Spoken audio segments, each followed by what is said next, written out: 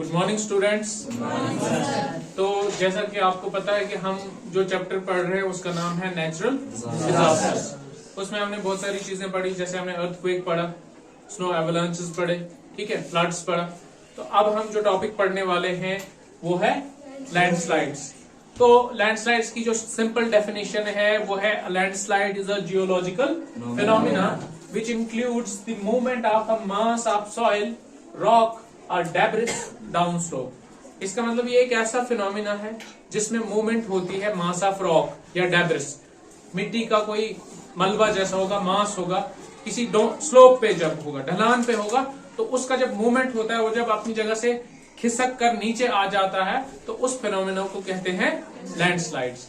ठीक है, इसके बहुत सारे रीजंस हैं। आपने आए दिन सुना होगा न्यूज में कि जैसे Jammu Kashmir national highway block हुई लैंडस्लाइड के कारण, ठीक है, या आपने ये सुना होगा कि हिमाचल में फलानी जगह जो है लैंडस्लाइड आया और उसके कारण जो है बहुत सारे लोग जो है उनकी लाइफ चली गई।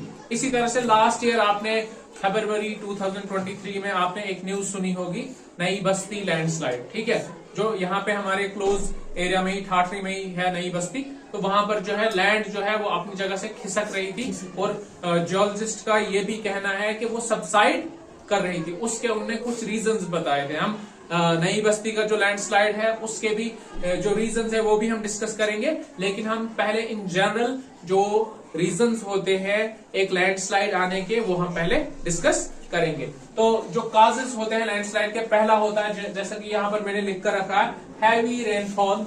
दूसरा जो कारण होता है वो है heavy snowfall and third one is earthquakes. इसके अलावा भी रीजंस होते हैं, जैसे आपने सुना होगा माइनिंग होती है, क्वेरिंग होती है, तो इन रीजन से भी जो है लैंडस्लाइड आने के चांसेस है। पहली चीज जो है हम इसको थोड़ा सा एक्सप्लेन करूंगा मैं कि हैवी रेनफॉल से किस तरह से लैंडस्लाइड्स आते हैं। ठीक है, हैवी रेनफॉल आपको पता है कि जब ये मॉनसून का टाइम आता है तो इंडिया का जो क्लाइमेट है वो मॉनसून टाइप ऑफ क्लाइमेट, तो उस वक्त मॉनसून के टाइम में ज्यादा रेनफॉल आती है। ठीक है, तो रेनफॉल की वजह से जो है उन एरियाज में, जैसे खास करके पहाड़ी इलाके जो है, जैसे आपको पता है जम्मू कश्मीर का ये वाला एरिया जो हिमालयाज में सारा पड़ता है, उसके बाद आप वेस्टर्न घाट्स, ठीक है, वेस्टर्न एंड ईस्टर्न घाट्स, और भी जो एरियाज है जो प्रोन है लैंडस्लाइड्स के, ठीक है, जहां पे लैंडस्लाइड्स आने के खतरे होते हैं, तो वो भी मैं आपको मैप पे दिखाऊंगा सारे।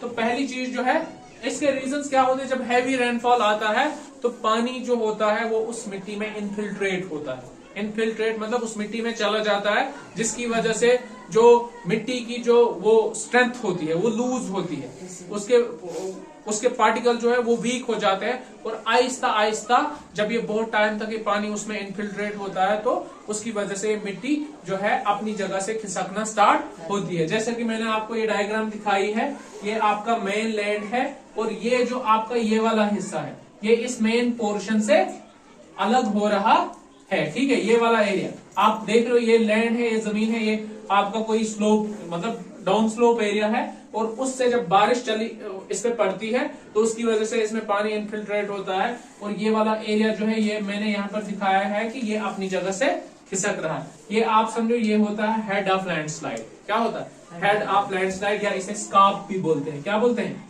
स्कार्प। और जो स्लिप होता है अपनी जगह से, ये वाला एरिया, ठीक है, तो ये अपनी जगह से खिसक जाता है। तो दूसरा रीजन होता है हैवी स्नोफॉल, जो कि आप इस तरह के जो लैंडस्लाइड है वो आप ज्यादातर हिमालयाज में देखोगे, इस वाले एरिया में जो यहाँ पे है, ठीक है, हिमालयाज वाले एरिया में। क्यों? क्योंकि इन्हीं एरियाज में आपको देखोगे कि स्नोफॉल ज्यादा इन एरियाज में पड़ती है। तो स्नोफॉल की वजह से क्या होता है कि किसी जगह पर स्नोफॉल की वजह से लोड ज्यादा पड़ जाता है, फिर बर्फ भी पिघलती है, उसका पानी उसमें चला जाता है, तो उसकी वजह से भी जमीन जो है अपनी जगह से खिसक सकती है। थर्ड वन जो है आपका वो अर्थक्वेक्स है। अर्थक्वेक आपको पता है सडन शेकिंग ऑफ अर्थ, इसके रीजंस होते हैं जब प्लेट्स आपस में टकराती है तो उसकी वजह से डिस्टरबेंस होती है, एनर्जी रिलीज होती है, तो उसकी वजह से डिस्टरबेंस होती है, उसकी वजह से भी जमीन में क्रैक्स आ जाते हैं, और वो जमीन जो है कहीं कहीं जगहों पे जो है लैंडस्लाइड्स का कारण वो अर्थक्वेक्स बनते हैं। ठीक है, तो ये इसके काजेज है। और इसका एक और काज है माइनिंग। माइनिंग, जैसे कहीं कंस्ट्रक्शन ऑफ रोड्स हो रही है तो उसकी वजह से जो माइनर ट्रिमर्स आते हैं तो उसकी वजह से भी जो है लैंडस्लाइड्स के आने के ज्यादा चांस। इसके बाद मिटिगेशन मेजर्स और इफेक्ट्स। अब अगर कहीं लैंडस्लाइड आता है, ठीक है, तो लैंडस्लाइड उसके इफेक्ट क्या होते हैं? उसके इफेक्ट ये होते हैं कि फॉर एग्जांपल अगर किसी लेक में जो है लैंडस्लाइड आया तो उसकी वजह से वो लेक क्या होती है? ओवरफ्लो हो जाती है। क्या हो जाती है? ओवरफ्लो। आपको पता है ओवरफ्लोइंग ऑफ लेक कैसे होगा? ओवरफ्लोइंग ऑफ लेक, कोई बता सकता है मुझे कि ओवरफ्लोइंग ऑफ लेक कैसे हो सकता है? Can anyone of you tell me how landslides lead to overflowing of lakes? जब मिट्टी का मलबा जो है, जो वो मास ऑफ लैंड होगा, ठीक है, मास ऑफ, जब वो पानी में चला जाएगा तो वो तो पानी की जगह लेगा, है ना? पानी की जगह लेगा तो उसकी वजह से जो पानी होगा वो ऊपर चढ़ेगा, वो तो ओवरफ्लो होगा ना। तो उस वजह से क्या होता है? Overflowing of lakes. दूसरा का जो इफेक्ट इसका होता है वो होता है blocking of streams. Blocking of streams, जैसे कहीं नदी है छोटी सी, अगर उधर लैंडस्लाइड आया तो वो नदी जो है उसको ब्लॉक हो जाती है। तीसरा रीजन जो आपका है, जो इफेक्ट्स है, तीसरा है blocking of roads. Blocking of roads, road block हो सकती है। तीसरा जो आपका रीजन, चौथा जो आपका इफेक्ट है वो आपका है risk of accidents. Risk of accidents. पांचवा जो आपका रीजन है वो loss of vegetation. Loss of vegetation. उसके बाद जो इफेक्ट्स है इसके, वो आप ये भी आ सकता है कि loss of life, property, extra, ठीक है। तो ये इसके इफेक्ट्स है। इसके और भी बहुत सारे इफेक्ट्स हो सकते हैं, लेकिन जो मेन इफेक्ट्स हैं वो पढ़ेंगे मिटिगेशन मेजर्स। मिटिगेशन मेजर्स मतलब ये होता है कि आपने पहले ही वो मेजर स्टेप्स लेने हैं जिनकी वजह से जो लैंडस्लाइड्स के इफेक्ट्स होते हैं उनसे आप बच सकते हो। ये आप कह सकते हो प्रिकॉशनरी मेजर्स भी, या लैंडस्लाइड से बचने के लिए आपने क्या करना है। तो सबसे पहले जो आपका मिटिगेशन मेजर है वो आपका है ड्रेनेज मैनेजमेंट। अब यही जो पॉइंट मैंने आपको बताया था कि ड्रेनेज मैनेजमेंट क्या है। आपको पता है कि लास्ट टाइम जो मैंने अभी आपको एग्जांपल दी नई बस्ती की ठाठरी में, वो बहुत ज्यादा नेशनल मीडिया पे आया था, वो नेशनल चैनल्स ने उसको कवर किया था कि वो लैंडस्लाइड आया कैसे था। तो उसका पहले जो है ड्रेनेज मैनेजमेंट, नई बस्ती जो ठाठरी में है, वहां पर जब जियोलॉजिस्ट आए उन्होंने मुआयना किया कि यहाँ पे क्या रीजन हो सकता है कि जो लैंड है वो अपनी जगह से खिसक रही है या वहीं पे सबसाइड हो रही है, सिंक हो रही है, सिंकिंग ऑफ लैंड।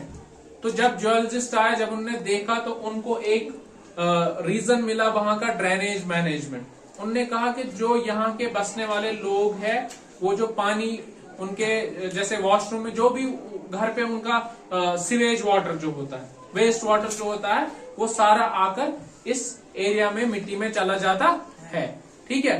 जो उनका ड्रेन है वो आते हैं और जो क्रैक्स है इसमें उसमें चला जाता है और आहिस्ता आहिस्ता, ये बहुत टाइम का काम है, बहुत सालों तक ये पानी जो है कंटिन्यूसली में इसमें इनफिल्ट्रेट होता रहा, जिसकी वजह से इसमें क्रैक्स पड़ गए और इसी वजह से ये लैंड जो है यहाँ पर ये सबसाइड हो रही है, ठीक है। दूसरा एक इंजीनियर था, हाइड्रोलिक इंजीनियर, कश्मीर का है, कोई नाम नहीं उसका मुझे याद, तो उसने ये बताया था उनको वहां पर ये रीजन है कि रिसेंटली उन दिनों 2 फरवरी 2023 इसी डेट पे शायद आया था, फरवरी का महीना था।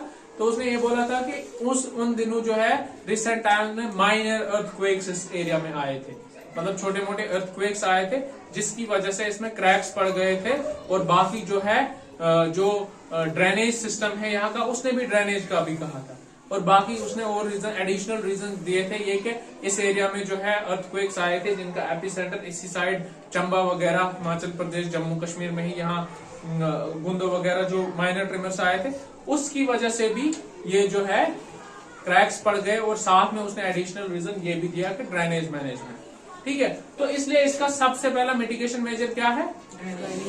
Drainage management. दूसरा जो है इसका मिटिगेशन मेजर वो है रिटेनिंग वॉल्स। आपने ऐसी वॉल्स बनानी है, कंक्रीट वॉल्स। अगर रिटेनिंग वॉल्स में बताऊंगा तो कंक्रीट वॉल्स आपने बनानी है, मजबूत सीमेंट वगैरह की। ठीक है, तो जब वो वॉल्स आप बनाओगे तो उसमें इनफिल्ट्रेशन ऑफ वाटर के कम चांसेस होते हैं। तो दूसरा रिटेनिंग वॉल्स। तीसरा जो मिटिगेशन मेजर है प्लांटेशन, वो है प्लांटेशन। और प्लांटेशन जो है ये मोस्ट इंपॉर्टेंट है। प्लांटेशन होता है planting more and more trees, afforestation हम जिसे कहते हैं। तो प्लांट जितने आप लगाओगे उतने ज्यादा वो मिट्टी को होल्ड करेंगे, उतना ज्यादा वहां पे जो है सॉइल वो मजबूत रहेगी और लैंडस्लाइड्स आने के चांसेस कम रहेंगे। फिर तीसरा जो है मिटिगेशन में, चौथा जो है मिटिगेशन मेजर, वो बताया गया था मैपिंग।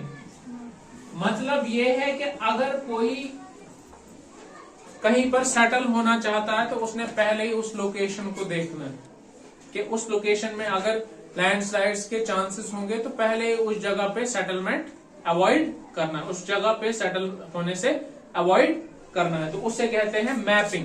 किसी चीज को किसी जगह को लोकेट करना सेटलमेंट के लिए। अगर आपने सेटल होना है तो वहां पे देखना है कि कहीं वहां पर लैंडस्लाइड प्रोन एरिया तो नहीं है। ठीक है, फिर उसके बाद अवेयरनेस प्रोग्राम्स। फिफ्थ वाला अवेयरनेस प्रोग्राम्स। अवेयरनेस